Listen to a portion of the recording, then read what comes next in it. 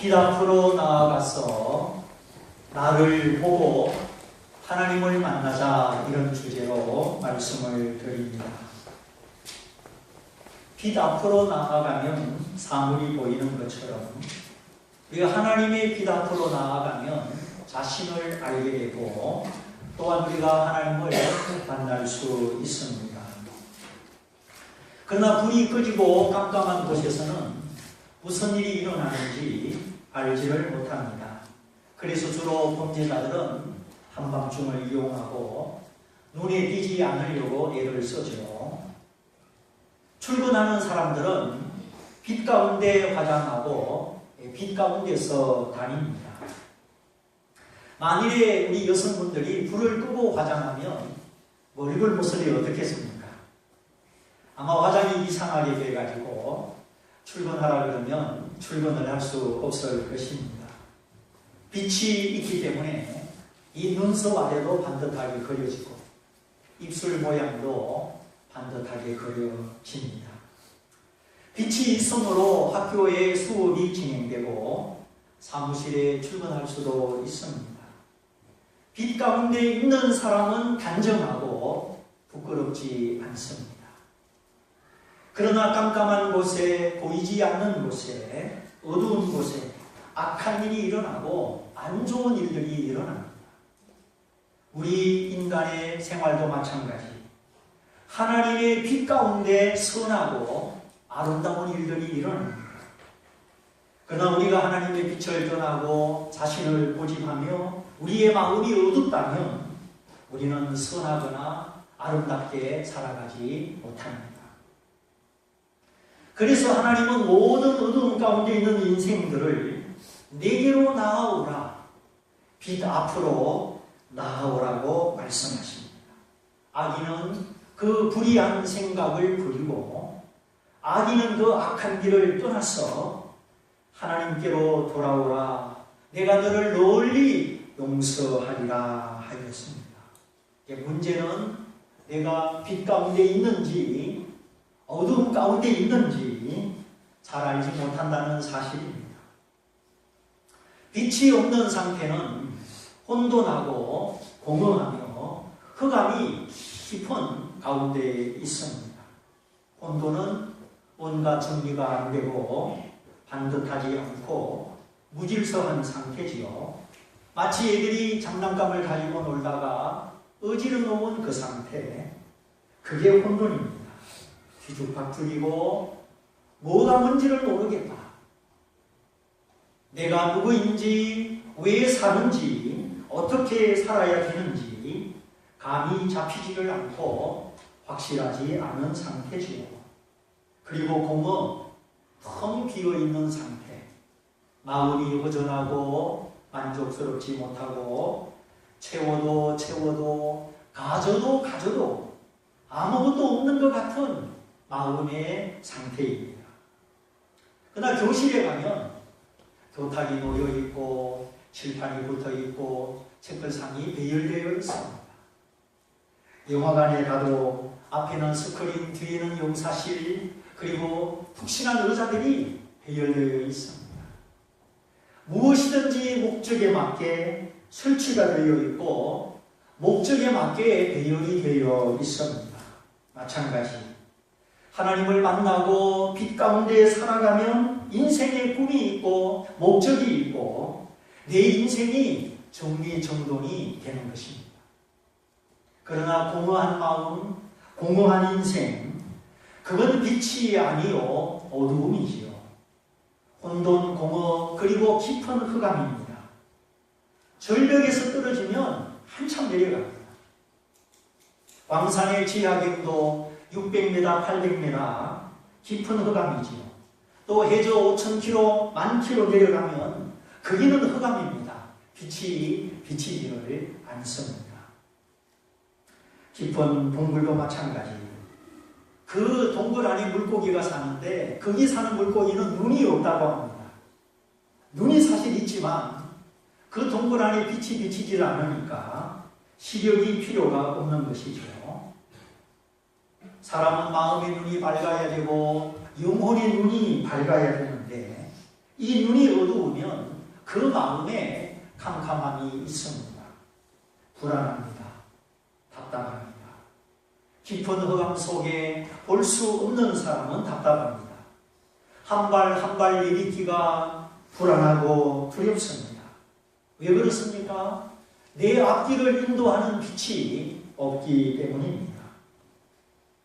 TV를 보면은 정상인들이 시각장애인 체험하는 장면들이 나오지요.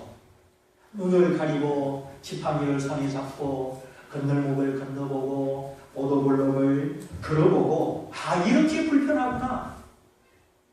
살 수가 없구나. 이 시각장애인들의 마음을 이해하게 된다고 합니다. 저도 운동장 마당에서 이렇게 걸어보았습니다. 하나, 둘, 셋, 넷, 10걸음을 못 채우고 눈을 뜹니다. 그 넓은 운동장 마당에 부딪히는 것 있습니까? 50걸음을 나가도 부딪히는 데가 없습니다. 그런데 왜 10걸음을 못 걷고 눈을 떴을까요? 불안하니까, 안 보이니까. 마찬가지 하나님의 빛이, 진리의 빛이 없으니 우리의 마음이 왠지 모르게 불안하고 답답해서 무언가를 붙들려고 하죠. 홀로 우주 가운데 혼자인 것 같고 혼돈하고 불안하고 공허한 마음, 공허한 인생. 그러나 하나님을 만나면 우선 우리의 마음에 하나님의 빛이 들어옵니다. 이 하나님의 빛, 세상의 어떤 지식이, 어떤 지혜가 줄 수 없는 하나님의 빛이 들어오면 우리가 하나님을 알게 되고 하나님을 알므로 나를 알게 되고 그리고 천국을 알게 되는 것입니다. 그리고 빛과 어두움이 구분이 됩니다. 빛과 반대되는 어두움이 있구나. 어두움의 실체를 알게 되죠. 다시 말하면 이거는 죄다, 죄가 아니다 구분이 됩니다. 죄인 것을 죄 아니라 하지 않고 죄 아닌 것을 죄라고 하지 않습니다. 형식과 내용이 하나가 되고 인생의 형식을 가지고 인생의 내용을 논하지 않습니다. 얼마나 포장술이 발달된 세상입니까? 웬만한 과자 봉지 금박으로 은박으로 입혀가지고 빛과 번쩍합니다. 아마 아프리카 아이들은 과자 봉지에 혹할 것 같아요. 얼마나 총천연색으로 휘황찬란하게 만들어놨는지. 그런데 그 속을 뜯어보면 과자가 몇 개 안 들었어요. 봉지 속에 또 봉지가 있어요. 질소 포장을 해놓았어요. 온 세상이 인생의 내용보다 형식에 치우쳐 있습니다. 먹어서 몸에 좋지도 않은 그 과자들 형형색색 아름답게 포장을 해놨습니다. 어디 우리 인생은 그렇지 않을까요? 삼성, LG 다니는 사람이 부럽고 뭐 어떻게 사는 사람이 부럽고 그런데 포장지를 뜯어보면 속을 들여다보면 높은 담장에 고급 주택에 고급 자동차에 그런데 그 안에 평안이 없습니다. 화목이 없습니다. 평안은 개인적인 거예요. 내가 죽음 앞에서도 흔들리지 않는 것입니다. 어떤 말을 들어도 무슨 일을 당해도 빼앗기지 않는 것이 평안입니다. 선지자와 사도들이 순교할 수 있었던 것은 그 마음에 이 하나님 주신 평안이 있었기 때문이죠. 그리고 화목은 상호 관계적인 것입니다. 나와 너 사이에 믿음, 소망, 사랑으로 이루어지는 정신적인 상태죠. 남부럽지 않은 것 같은 그 부잣집, 고급주택, 그건 과자 봉지, 포장지와 같은 것입니다. 찢어보면, 뜯어보면 별것 아닌 것이 거기 들어있습니다. 우리가 아쉬워하고 안타까워하고 어릴 때 내가 배우지 못한 거 자식에게 한을 풀려고 하고 뭔가 남들이 가진 거 가지고 싶어 하고 그걸 붙잡으려고 애를 쓰지만 그러는 동안 하나님은 놓쳐버리고 어두운 가운데서 살지만 진짜 뜯어보면 그 안에 아무것도 없다는 것입니다. 그러므로 하나님의 자녀들이여, 빛의 자녀들이여, 악인의 형통을 부러워하지 말고 믿음의 사람들을 부러워하시고 더 깊은 믿음을 부러워하시기를 바랍니다. 성경에 악인이 형통한 것은 죄요, 눈이 높은 것도 죄요, 거짓말하는 것은 죄라 하였습니다. 악한 사람이 악한 방법으로 축적하고 부를 이루는 것은 죄입니다. 국회의원의 신문으로 뇌물을 받고 착복하고 얼마나 부끄러운 모습입니까? 또한 분수에 맞지 않게 눈이 높은 것, 그것도 지혜가 아닙니다. 성경을 잘 모를 때 다른 건 못 읽어도 한번 잠언을 읽어보십시오. 구약성경 중간점 솔로몬의 잠언 다 아시잖아요. 읽어보면 얼마나 속이 시원한지, 하나님의 빛이 우리 가슴을 비출 때 우리의 영혼이 시원해지는 것입니다. 인생의 형식과 인생의 내용의 통일, 여기에 참된 기쁨이 있습니다.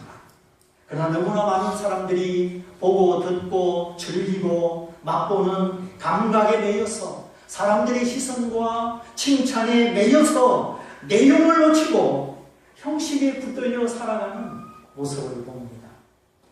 그 이유는 내 마음 속에, 내 영혼 속에 빛이 없기 때문입니다. 우리가 하나님의 빛 앞으로, 예수 앞으로 나아갈 때 참 빛을 얻어서 모든 어두움을 내어줄 수 있습니다. 나는 세상의 빛이니 나를 따르는 자는 어두움에 다니지 아니하리라. 오늘 우리 가슴에 예수님 모시고 밝은 빛 가운데서 이제 하나님을 따라가는 모두가 되시기를 축원합니다. 그런데 우리가 이 빛 앞으로 나가는 것은 진실한 용기와 결단이 필요합니다. 왜냐하면 빛 앞으로 나아가면 내 모습이 보이기 때문입니다. 남에게 보이기 싫고 감추고 싶은 내 모습이 노출되기 때문이죠. 그러나 실상은 그 하나님의 거룩한 빛 앞에 내 모습이 노출되고 내 모습이 눈물 속에 보여지는 것, 그것이 회개요, 그것이 바로 구원입니다. 감추면 그 안에서 죄가 나를 망하게 하죠. 세조하지 않은 사람이 왠지 외출하기가 민망하죠. 야, 사람들이 세수도 안 한 내 얼굴 쳐다보면 어떡하나. 어디 아프고 힘든 사람이 의사 앞에 나가는 것도 용기가 필요합니다. 남에게 피해를 입혀서 법정에 서는 사람도 마음이 편치를 않습니다. 나 이런 사람입니다. 나 뽑아주세요. 면접을 보는 것도 쉬운 일이 아닙니다. 모두 다 나 자신을 노출해야 되기 때문이죠. 사람이 자기를 솔직하게 고백하고 이 노출시킨다는 것이 쉽지가 않습니다. 인간의 체면심, 자존심 때문이죠. 여기에 오늘 우리의 딜레마가 있습니다. 누가 나를 고백하며 누가 나를 다 열어 보이는 것을 좋아할까요? 그래서 아담도 범죄하고 하나님을 피하여 숨지 않았습니다. 부끄러움 속에, 두려움 속에 하나님을 피하여 도망한 것이 어두움 가운데 있는 인생의 모습이죠. 그런데 오늘 우리가 인생의 혼돈과 공허 그리고 깊은 흑암을 벗어나려면 빛 앞으로, 하나님 앞으로 나아가는 용기가 필요합니다. 하나님은 이미 나를 아십니다. 내가 말 안 해도, 내가 고백하지 않아도 내가 어떤 사람인지 하나님은 다 아시죠. 그런데 하나님은 내가 내 입술로 고백하는 것을 원하십니다. 주여, 나는 그동안 빛이 없이 살았습니다. 하나님 없이 혼돈하고 공허하고 알지 못하는 인생의 어두움 가운데 살았습니다. 주여, 나는 불안합니다. 주여, 나는 죄인입니다. 나를 불쌍히 여겨 주옵소서. 이 고백, 이 용기를 바라시는 이유는 그렇게 함으로 하나님의 용서가 임하고 하나님의 빛과 구원이 내 것이 되기 때문입니다. 나를 부끄럽게 하려고 주인 취급하려고 고백을 원하시는 것이 아닙니다. 물건을 사든지 결혼 상대를 고르든지 입으로 고백을 해야 되잖아요. 갑돌이 갑순이 사랑한다 말 못하고 서로 쳐다보다가 헤어졌잖아요. 한 번은 옷을 사러 갔는데 내가 사고 싶은 옷을 어떤 사람이 막 흥정을 하고 있는 거예요. 그래서 제가 어떻게 속으로 생각을 했을까요? 제발 사지 말고 그냥 가세요. 그냥 가세요. 왜? 내가 사겠다고 얼른 말하고 싶어서 그냥 가시라고. 그랬더니 그냥 두고 가는 거예요. 얼른 집어들고 돈 주고. 이것이 사고 싶은 사람의 마음입니다. 여러분, 백화점에 물건이 다 팔립니까? 그건 아니지요. 사고 싶은 사람, 사겠다고 결정이 내려진 사람이 있을 때 물건이 팔립니다. 결혼은 어떻게 이루어집니까? 서로 사랑하고 존중하고 결혼을 하겠습니다. 인격적 결정이 내려질 때 이루어지는 거죠. 며칠 전에 부산에 갔다 왔는데 누님의 둘째 아들, 둘째 조카죠. 37살짜리 총각이에요. 경북대 수의과를 졸업하고 동물병원 원장인데 혜린이, 채린이 거기 데려갔더니 멍멍이 야옹이가 많으니까 얼마나 좋아하는지 안 간다고 다음에 또 올게 겨우 달래가지고 데리고 나왔습니다. 그런데 이 37 먹은 총각이 결혼을 한다는 거예요. 깜짝 놀랐죠. 워낙 조용하고 쑥맥이라 그동안 아가씨를 소개해줘도 어떻게 밥을 사주는지 어떻게 커피를 마시는지 어떻게 연애하는지를 몰라가지고 아가씨들이 몇 달만 사귀다가 다 도망가는 거예요. 그래 하는 말 도무지 이해가 안 된대요. 세상에 이런 남자가 있느냐고. 무인도 가서 살아야 맞다고 막 그런 말을 하는 만큼. 그런데 실패 경험이 있어서 그랬는지 요즘은 매일같이 만난답니다. 퇴근하면 가서 아가씨 직장에 차에 태우고 저녁 사주고 커피 마시고 집에 오면 11시래요. 지구명에도 별들 날이 있구나. 사람이 마음을 열고 결정을 하니까 둘이 아니고 하나가 되고 있습니다. 내가 말 안 해도 나를 다 아시는 하나님. 그런 내가 하나님 앞에 나를 열고 마음을 열고 오픈을 해야 되는 것이죠. 오늘 읽은 말씀이 바로 그것입니다. 하나님이 이 세상을 심판하기를 원치 아니하시고 구원하려고 자기 아들을 보냈습니다. 그가 나를 대신하여 저주를 받으시고 죄를 다 받으셔서 우리가 저를 믿어 영생을 얻고 심판을 받지 않습니다. 그런데 믿지 않으면 하나님의 아들을 순종하지 않으면 독생자의 이름을 믿지 아니함으로 벌써 심판을 받은 것이다. 그러면 빛이신 예수님이 이 세상에 오셨는데 왜 사람들이 예수님을 믿지 않느냐? 믿기만 하면 순종만 하면 구원인데 왜 믿지 않느냐? 오늘 말씀에 있죠. 자기 행위가 어떠함으로 악함으로 자기 행위가 드러날까봐 노출될까봐 예수님을 멀리하고 믿지 않는다는 것입니다. 제가 지난 시간 2번이나 말했던 것처럼 그 고향의 고모님은 한번 병원 가서 의사에게 보이기만 하면 될 텐데 무슨 병이 드러날까봐 병원을 안 가는 겁니다. 결국 일찍이 돌아가셨잖아요. 여러분, 병원이 왜 있습니까? 환자의 병을 진단하고 드러내어서 고치려고 있는 것이죠. 의사의 눈에 원인이 포착되면 치료가 들어갑니다. 이거 대상포진입니다 밝혀지면 이제 바이러스 처방을 내립니다. 그런데 자기 혼자서 이게 뭐지? 여드름인가 보다. 그러면은 여러분 나아요 안 나아요? 안 낫습니다. 비슷하게 생겼는데 둘이 같은 건 아니죠. 여드름은 여드름이고 포진은 포진입니다. 병이 완전히 다른 것이고 치료도 완전히 다른 것입니다. 이 세상에 많은 갈등과 다툼이 왜 있을까요? 그거는 내가 잘못했습니다. 그 말을 안 해서 그렇습니다. 괜히 자존심 부리고 오기 부리고 그러다가 다투는 거죠. 사실은 쌍방과실인데 다 우리가 죄인인데 내가 잘못했다는 그 말을 안 해서, 그래서 진정한 용서는 진정한 고백이 있어야 되는 것입니다. 나의 부끄러움, 나의 잘못, 나의 치부를 드러내는 것입니다. 빛이 비출 때 하나님 맞습니다. 나는 이렇게 무초합니다. 나는 이렇게 더럽습니다. 고백하는 것, 용기와 결단이 필요합니다. 그래서 빛이 비출 때 빛 앞으로 나가는 사람은 시선을 받습니다.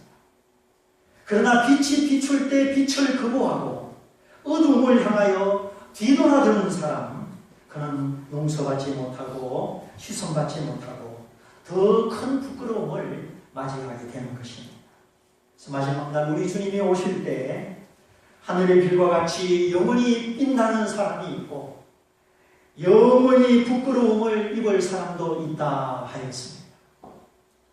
의사가 환자의 옷을 벗게 하고 엑스레이를 찍는 것은 환자를 부끄럽게 하려는 것이 아니죠. 어디가 잘못됐나, 어디가 부러졌나 확인하고 고쳐주려고 하는 것입니다. 하나님이 독생자를 이 세상에 보내신 것, 심판하려 함이 아니요 우리를 구원을 얻게 하려 함입니다. 그래서 우리가 하나님의 말씀을 듣다가 하나님이 나를 비출 때 빛 앞으로 내 모습 그대로 하나님 앞에 나가시기를 바랍니다. 감추지 않고 주여 나는 이런 사람입니다. 주여 나는 죄인입니다. 고백할 때 주님의 피가 내 모든 죄를 씻어 깨끗하게 해 주십니다. 그래서 사람이 구원받는 이유는 단 한 가지, 나를 대신하여 저주받고 형벌을 받으신 예수님을 나의 구주와 하나님으로 받아들이는 것입니다. 사람이 구원받지 못하는 단 한 가지 이유는 하나님을 피하여 자신을 감추기 때문입니다. 빛이 세상에 왔으되 사람들이 자기 행위가 악함으로 빛보다 어두움을 더 사랑한 것입니다. 악을 행하는 자마다 빛을 미워하여 빛으로 오지 아니하나니 이는 그 행위가 드러날까 함이요. 물론 우리가 사람 앞에 다 고백하지 못합니다. 그러나 하나님 앞에는 우리가 무슨 말이든지 할 수 있습니다. 하나님은 나를 기다리시고 나를 사랑하시기 때문입니다. 회개는 별난 것이 아닙니다. 눈물 한 번 흘렸다고 회개가 아닙니다. 회개는 하나님은 오르시고 하나님의 오르심을 인정하고 나는 옳지 못합니다. 나는 모순이 있고 나는 불완전합니다. 나는 내가 옳지 못한 것을 압니다. 이렇게 인정하는 것이 바로 회개입니다. 예수님이 십자가에 못 박히실 때 좌우편에 두 강도가 함께 매달렸죠. 한 강도는 예수님을 비난하고 한 강도는 예수님 앞에 자기 자신을 인정했습니다. 네가 어찌하여 의로우신 분을 모욕하느냐? 너와 나는 상당한 죄를 지어서 이 십자가의 형벌을 받지만 이분이 행하신 일은 옳지 않은 일이 없느니라. 그 모든 행위에 옳지 않는 일이 한 번도 없는 분은 예수님밖에 없습니다. 우리의 행위는 얼마나 옳지 않은 것이 많았습니까? 그래서 예수님을 향하여 이분이 행한 모든 일은 옳지 않은 것이 없다는 것은 예수님을 하나님으로 인정하고 예수님의 의로우심을 인정한 것이죠. 그리고 하는 말, 주여 당신의 나라가 임할 때에 저를 기억하여 주옵소서. 내가 죄인으로 죄수의 몸으로 이 십자가에 매달려 죽어갑니다. 나도 죽고 언젠가 이 세상 나라도 끝날 터인데 당신의 나라가, 하나님의 나라가 임할 때에 내가 그 나라에서 살기를 원하오니 저를 기억하여 주옵소서. 주님을 향하여 고백한 것입니다. 기도한 것입니다. 주님이 그의 기도, 그의 고백을 거절치 아니하시고 내가 진실로 너에게 말하노니 오늘, 내일도 아니고 나중에도 아니고 다른 어떤 조건도 없이 오늘 너가 나와 함께 나그네에 있으리라. 처참한 광부의 신분으로 죽어가는 그 사람, 그가 자기 죄를 고백했기 때문에 주님의 오르심을 인정했기 때문에 그는 멸망하지 않았습니다. 그는 심판받지 않았습니다. 너가 나와 함께 나그네에 있으리라. 그는 하나님의 나그네를 허락받고 주님의 재림을 통하여 영화로운 부활을 기다리고 있습니다. 그동안 네가 어떻게 살았느냐? 네가 무슨 선한 일을 했느냐? 묻지 않았습니다. 염치 없이 죄만 짓다가 이제 회개하는구나 책망하지도 않았습니다. 있는 그대로 다 용서하시고 사랑하사 구원하여 주셨습니다. 자신의 죄를 인정하고 주님의 의로우심을 인정하는 그 진실한 용기와 고백, 그걸 가르시고 나군 허락하여 주셨습니다. 또 한 사람, 주님이 산에서 산상수훈을 마치시고 내려오실 때 산안에서 기다렸다가 제일 먼저 예수님을 맞이한 사람, 온몸에 반점이 피어나는 문둥병 환자였지요. 그가 그 모든 사람 앞에 제자들이 보는 가운데 자신의 부끄러움을 고백합니다. 모든 사람 앞에 감추고 싶은 문둥병자임을 보여주었습니다. 이 썩어가는 문둥병은 인간의 죄를 상징하는 것이죠. 죄 때문에 양심이 썩고 정의가 썩고 오늘 부패하는 이 세상을 봅니다. 누구에게도 알리고 싶지 않고 보이고 싶지 않은 그 문둥병. 그런데 나는 문둥병자로서이다. 나는 죄인으로서이다. 고백하며 보였을 때 우리 주님이 그의 머리 위에 손을 대시고 내가 원하노니 깨끗함을 받아라. 값없이 고쳐주셨습니다. 우리는 보이지 않는 많은 갈등과 생각, 고민을 가지고 살아갑니다. 부딪히지 않고 묻어두고 피하여서 그렇지 실상은 우리가 문제가 많습니다. 또 그 문제의 원인은 우리 안에 있습니다. 겉을 고쳐서 안이 고쳐지지 않지요. 우리 속이 고쳐질 때, 나 자신이 고쳐질 때 그게 참된 구원이 있습니다. 오늘 나 자신과 우리 인생을 피상적으로 보지 말고 피상적으로 적당하게 다루지 말고 우리가 참으로 하나님 앞에 나아가서 빛 가운데 나아가서 주님이 보시는 그대로 주님이 아시는 그대로 온전히 고침받고 이제는 빛의 자녀 하나님을 보고 천국을 보는 모두가 되시기를 바랍니다. 사람들은 문둥병자를 싫어합니다. 저주받은 사람이라고 돌을 던지고 곁에 오지 못하게 합니다. 그러나 예수님은 그 썩어가는 환자의 머리에 손을 대셨습니다. 바로 불쌍히 여기는 마음이요, 그를 사랑하는 마음이지요. 어떤 사람도 비난하지 않고 용서하시는 주님이십니다.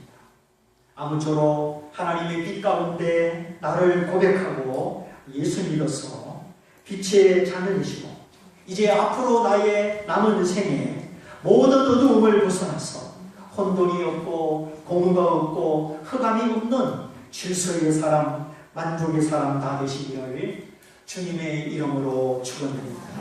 우리 다 같이 기도하겠습니다. 말씀을 붙잡고 주여, 내가 어두움 가운데 있는지 빛 가운데 있는지 내게 부끄러움이 있어도 나를 씻으시는 하나님 앞에